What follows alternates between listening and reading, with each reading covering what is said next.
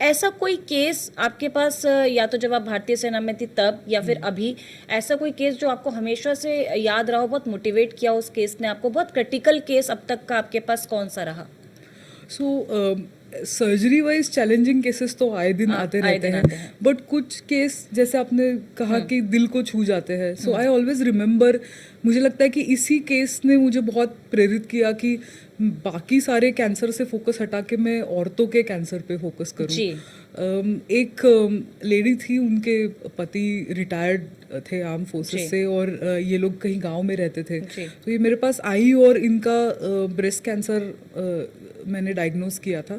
तो मैंने बहुत उनको अपने सामने बिठा के, जब मैं पहली बार उनको बता रही थी कि आपको ब्रेस्ट कैंसर है, तो मैं जनरली लोग बहुत इमोशनल हो जाते हैं, तो मैंने बहुत उनको ऐसे ऑलमोस्ट मैंने हाथ बढ़ाया था कि उनको हाथ थामने के लिए कि शायद वो रो पड़े, तो वो खिलखिला के हंस उठी।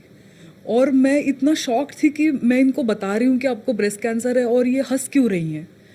तो सो फिर बहुत हंसी वो कुछ देर के लिए, और फिर उन्होंने मुझे अपनी कहानी बताई कि उनको बहुत ताने देते थे उनके घर वाले कि आप गांव से दिल्ली जैसे शहर मज़े करने के लिए जा रहे हो, कैंसर कुछ है नहीं, आप ये गांठ वाठ जो हुई है स्तन में ये तो बस बहाना है।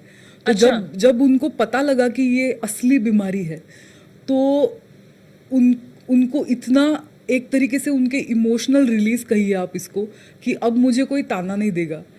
तो फाइनली पता चल गया कि क्या है। पर तब उस टाइम पे मुझे रियलाइज हुआ कि औरतों के मतलब there is a difference between a cancer surgeon and a women cancer surgeon. So women cancer surgeons need to be there patients advocates.